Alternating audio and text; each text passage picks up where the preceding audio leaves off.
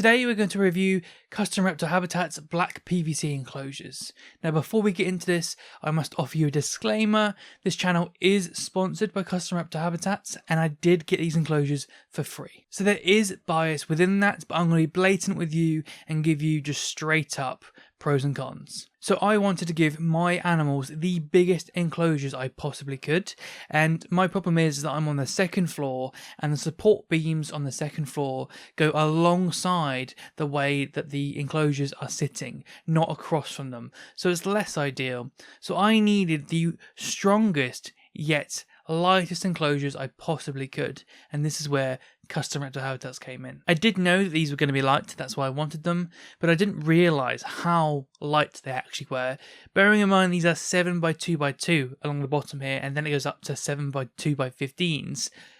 They are light as anything.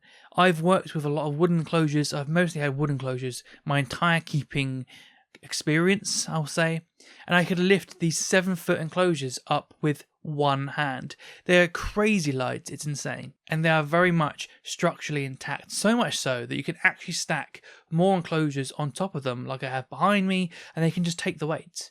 Not only the weight of what's inside them, the soils and rocks, but the weight of enclosures above them of equal size with more soils and rocks. It's incredibly strong. So if you are on the second story of a building, I would 100% recommend these just from the fact that they're that strong and light at the same time. These were incredibly easy to assemble. You literally only needed a rubber mallet. There's no screws, nothing like that. You simply just...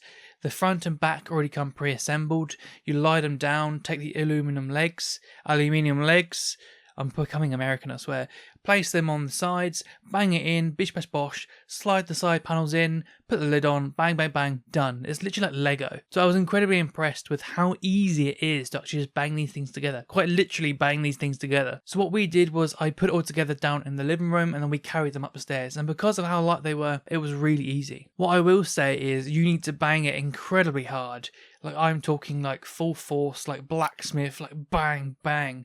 So you want to do it in an area where you can obviously take that impact and that banging. I couldn't do that on the second floor because it was insane. So I had to do it downstairs because there's concrete on the bottom floor and it was less of an impact. Otherwise I would have damaged the floor banging it together. So do it somewhere where you feel like you can bang it together and not worry about how hard you're hitting, because you need to hit it hard. Like really hard. Now these things are crazy insulative, like they hold heat ridiculously well, sometimes even too well. From some days I don't even have my heat lamps on for my king snakes. So if you're somewhere that's a little bit cooler and you want to hold that heat really well, these things are insane. I've never experienced anything this insulative. I mean, I use wood normally. I'm going to be taking these things out into a 20-foot long like outdoor outbuilding in August when I move house. So these things are going to be key for me to actually hold that heat. So if any of you that worry about insulation, these things hold heat like nothing I've ever seen before. A lot of people worry about how do they even heat such a big enclosure.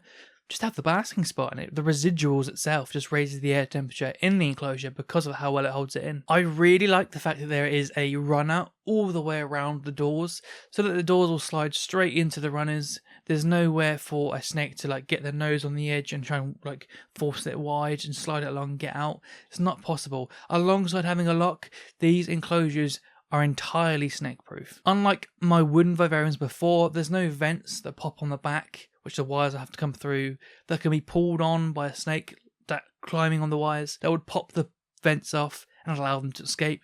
It's physically not possible. It doesn't exist. There is no method of escape for these snakes. These enclosures are literally escape proof. These ones aren't mesh top, they're solid top, but I have owned the mesh top ones.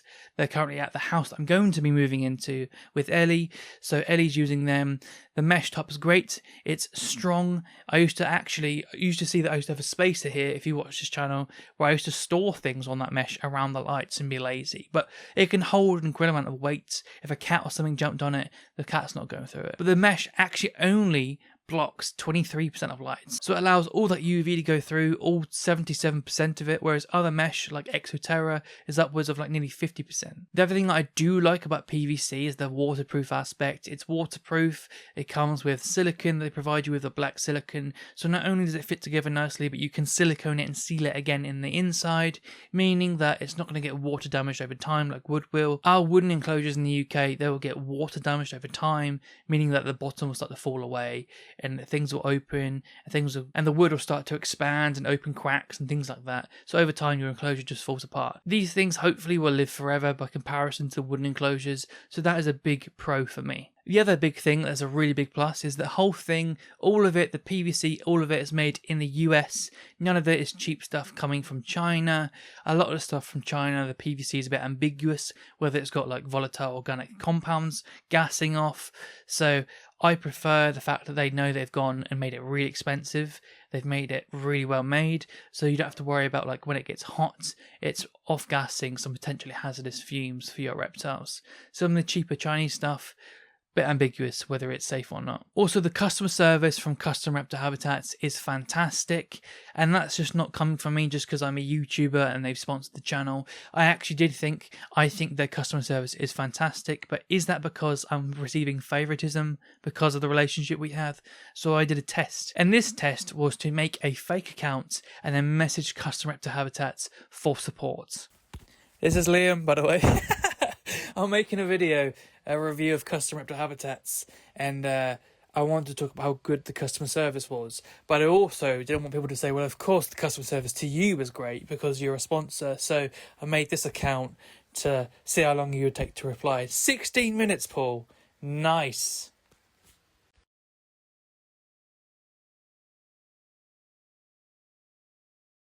And I am happy to report that Custom Reptile Habitats responded to buttery balls within 16 minutes. So there you go. That's as much as a true reflection that I probably can get. I could have gone further and gone through a fake whole conversation and gauging how well they can help deal with my issues, but I also didn't want to waste their time when they could be actually replying to actual customers and helping their customers. So I left it there. I just want to gauge the response time. And the other thing that I actually love is the brand ethics. They actually engage in welfare issues, actually have a stance on the topic. Shocking. They won't make racks. That's a stance they take.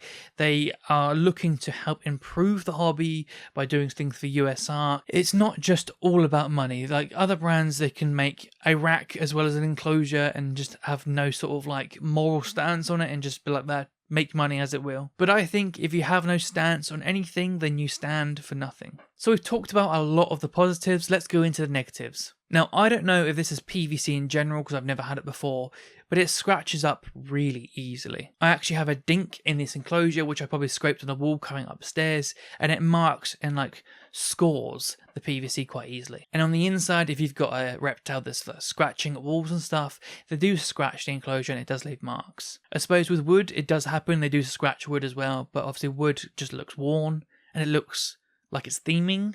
Wood still looks good even when it's worn up. That might not matter to everyone. A lot of you might just think, like, well, that's just reptiles, it's going to happen at some point. And that's fair, but some of you might actually have a real strong opinion on that, so there you go. If you have anything like a bearded dragon or something and it glass surfs, it scratches, then I think you're going to not like the acrylic. The acrylic scratches up it scratches a lot. I'm 4 months in and this acrylic is basically cloudy at some areas which is scratched up so much. So if you are willing to pay the extra money, I would upgrade to glass, no question. But if you are on the second story and you need to minimize weight, the acrylic is really light. So if you've got a snake, then I wouldn't worry because they're not going to scratch it up. I think these enclosures are actually really good for snakes. They're escape proof, insulative. They can't scratch the acrylic. It makes it lightweight. A lot of you want to stack them. I think that's quite cool. If you're using these enclosures for something like a ball python, you require that extra bit of humidity and you spray down the enclosure. If you're from a hard water area like myself, then those hard water marks will be apparent on that black wall, just the same they would on glass. You can obviously wipe that away and clean that down if you want to, but for some of you that obviously will be annoying that it even happens in the first place. The other con is once you put it together, you're not getting that apart. Like I said before, you have to bang that stuff together like real hard, and once you've like forced those pipes together, it's going to take a lot to get that apart. I don't think this enclosure is ever coming apart again. So now when I move in August, I'm going to have to move all these 7-foots as they are in a big van probably. So if you're in a situation where this has to be built in the room that it's going into, you aren't going to get this apart again to get it out. So bear that in mind. Another con is the price for a lot of people. These are expensive enclosures. I won't pretend that they're not. All the things like building it in the US, getting the PVC made in the US, not getting things cheap from China, all of it adds up. This is very much top of the line enclosure. It's kind of like the Rolls Royce of reptile enclosures at this point. There are a lot cheaper options, yes, but they can't take as much weight. They're not as strong.